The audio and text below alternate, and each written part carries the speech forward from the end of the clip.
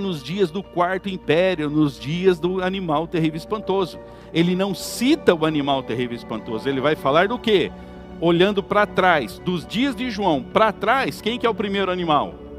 Leopardo, que representa a Grécia. Depois o urso e depois, por último, o leão, que representava a Babilônia.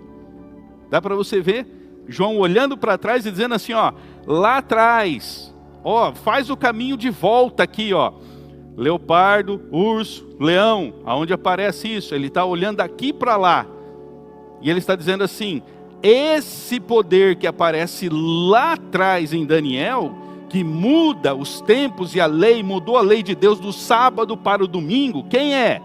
Está lá, ó, é o que vai acontecer no futuro. Quando terminar o Império Romano, vai surgir Roma papal. Aqui é a transição de Roma imperial para Roma papal. Quando surge ali os 10 chifres, as 10 tribos bárbaras, no meio, depois do ano 476 depois de Cristo. Eu já falei tudo isso, já mostrei todo esse gráfico para você, mas João está dizendo assim, ó, quem é essa besta do Apocalipse? Quem vai fazer a marca dessa besta? O que vai acontecer? Quem é esse poder que vai surgir? Ele não surgiu ainda, ele vai surgir. Volta lá atrás, que vai acontecer de novo.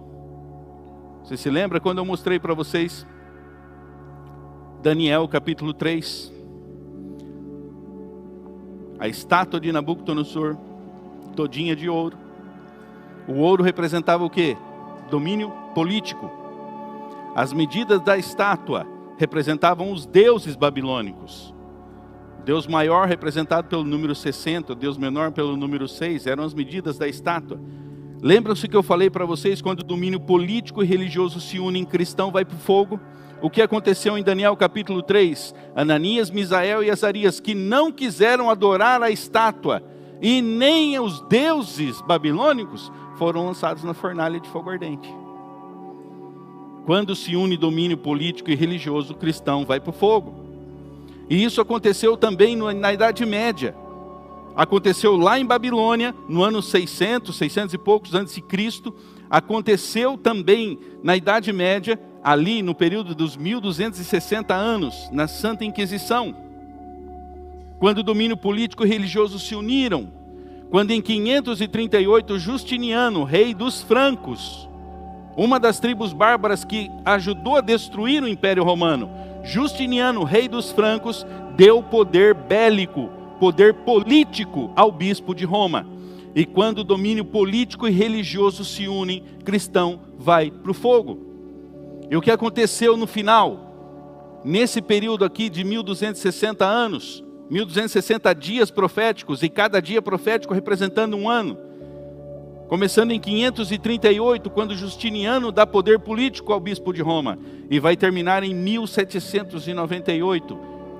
O que acontece nesse tempo? Muitos morreram queimados na fogueira. Muitos foram dilacerados, muitos foram mortos a fio de espada. Por quê? Eram considerados como hereges. Esse é um dos períodos mais escuros da história do cristianismo, onde as heresias entraram dentro do cristianismo, na supremacia papal, o culto e adoração a imagens de esculturas, um mandamento que saiu da lei de Deus, que foi excluído, que foi eliminado da lei de Deus. A guarda do domingo mudou os tempos e a lei. Aonde está o mandamento do sábado? No tempo. O 7º dia da semana. O mandamento está no tempo. Nós guardamos o 7º dia da semana. Separamos o tempo do 7º dia para um dia de adoração ao Senhor. E esse dia foi mudado do 7º para o 1º dia da semana.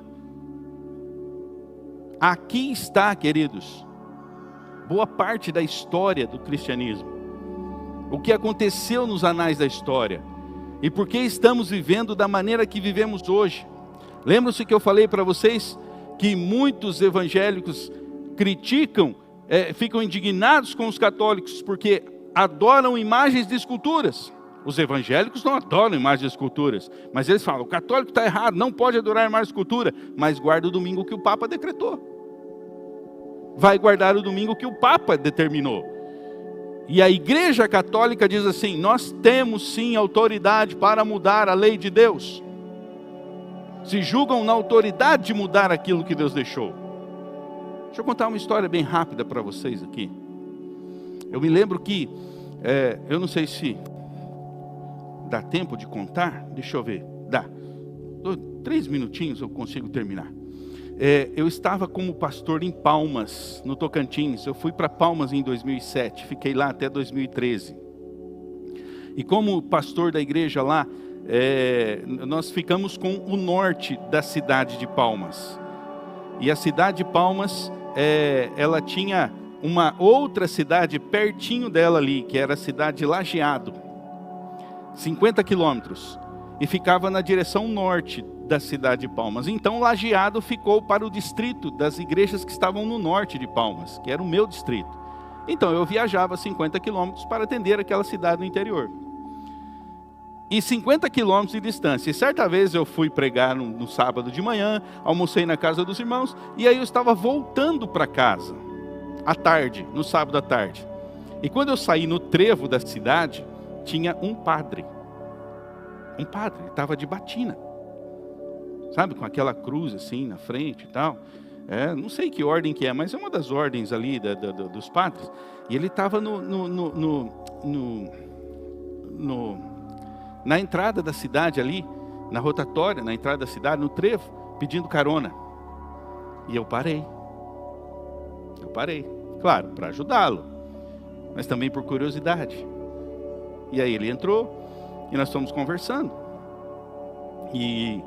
E aí eu comecei a perguntar para ele onde é que ele morava. Ele disse que estava ali fazendo uma missão, que estava numa espécie de um alojamento da Igreja Católica, tal, que ele estava em missão. E começamos a conversar e entramos no assunto bíblico. E quando entramos no assunto da Bíblia, começamos a falar da Bíblia, só que ele não perguntou se eu era evangélico, se eu era católico, ele não perguntou.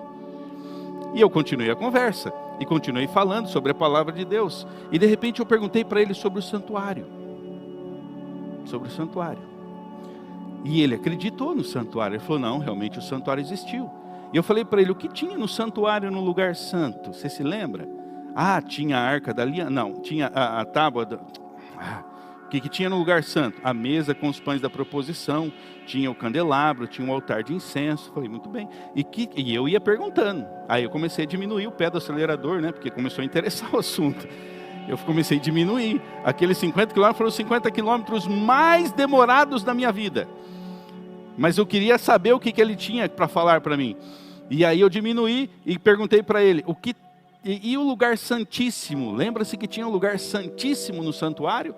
Aqui terrestre, aqui na terra? Falou: sim, lembro. O que tinha no lugar santíssimo? Ele disse assim: a arca da aliança. Eu falei: opa, que legal, ele conhece. Eu falei: o que tinha dentro da arca da aliança? Ele disse: a tábua dos 10 mandamentos, o maná e o bordão de Arão. Eu falei: nossa, ele conhece tudo, que legal, que interessante. E aí eu falei para ele, eu falei assim: quando deixou de existir o santuário aqui na terra? O santuário terrestre, você se lembra quando deixou de existir? Porque hoje nós não temos santuário, né?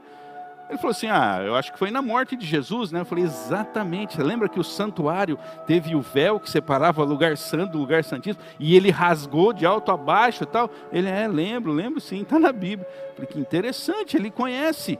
E eu falei para ele: tem algum santuário em vigência hoje? Ele perguntou: aqui? Eu falei: Ele falou: não, acho que não. Eu falei: aqui não tem mesmo. Eu falei para ele: mas tem um em vigência. Ele falou: aonde?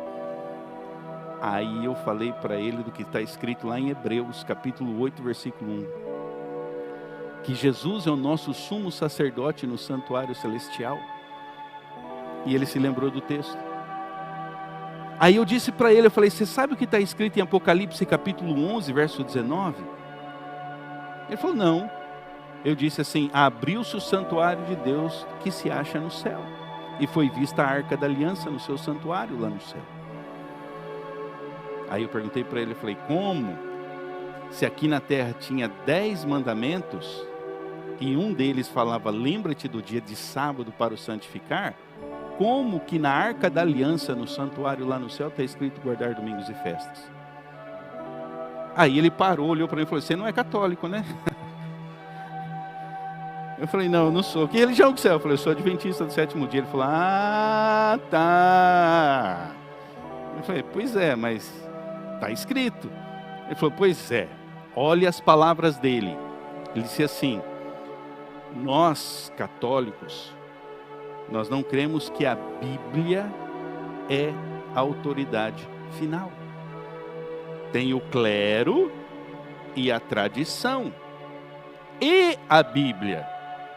Então, se o clero, que está no mesmo nível da Bíblia, e a tradição, que está no mesmo nível da Bíblia, se o clero e a tradição falar outra coisa, nós ficamos com o clero e a tradição. A Bíblia não é a verdade absoluta para nós. Eu falei, pois é, para mim é. Para mim, a Bíblia é a verdade absoluta. E aí ele disse, então a gente não pode conversar. Eu falei, então não dá para a gente continuar o nosso papo, porque nós estamos partindo de pressuposições diferentes. Eles creem na Bíblia como palavra de Deus? Creem, mas a Bíblia não é a autoridade final. Eu perguntei isso para ele. Eu falei, então para você a Bíblia não é a autoridade final? Ele falou, não. Para nós tem o clero, e ele frisou, tem o clero, tem a tradição e tem a Bíblia. E nós ficamos... Se a Bíblia fala uma coisa e o clero e a tradição fala outra, nós ficamos com o clero e a tradição. Mas se encerra aqui essa história, só para você entender. Vamos à frente. Olha só. Domínio político e religioso se uniram lá em Babilônia. Domínio político e religioso se uniram na Santa Inquisição Católica Apostólica Romana da Idade Média. E eu vou dizer uma coisa para vocês. Domínio político e religioso vai se unir mais uma vez. Como eu disse, a estratégia de Satanás não muda, é sempre a mesma. Lembram-se na semana passada que eu falei que Deus Pai, Jesus Cristo e o Espírito Santo é a trindade verdadeira? A Bíblia fala dessa trindade. E Satanás sempre tem uma contrafação da verdade de Deus. O que é uma contrafação da verdade? Ele copia a verdade e inventa uma mentira. Uma cópia da verdade do jeito dele. Ele sempre faz uma contrafação. A verdade de Deus é para a nossa salvação. A contrafação de Satanás é para levar o homem à perdição. Você se lembra que eu disse para você que a trindade divina é uma verdade? Pai, Jesus Cristo e o Espírito Santo. No capítulo 13, nesta guerra, lembram-se? Capítulo 12 termina assim. Irou-se o dragão contra a mulher e foi pelejar com o restante da sua descendência. Os que guardam os mandamentos de Deus têm o testemunho de Jesus. Esta guerra, esta peleja é descrita no capítulo 13. Vai ser descrita no capítulo... O que ele vai fazer nessa guerra? Como é que é a estratégia de Satanás na guerra? Contra os que guardam os mandamentos de Deus. Ele vai fazer o seguinte. Criar uma trindade demoníaca. O dragão, uma besta que sobe do mar... Um poder, besta, animal, monstro, você já sabe que é um reino, um poder que vai subir do mar. E nós já vimos que esse poder é o que muda os tempos e a lei. Ok?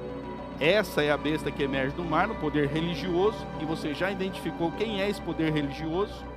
E aí vai ter o quê? Uma besta que emerge da terra. Que com certeza é um domínio político. Olha aí. Político e religioso. Igreja e Estado se unindo mais uma vez no futuro.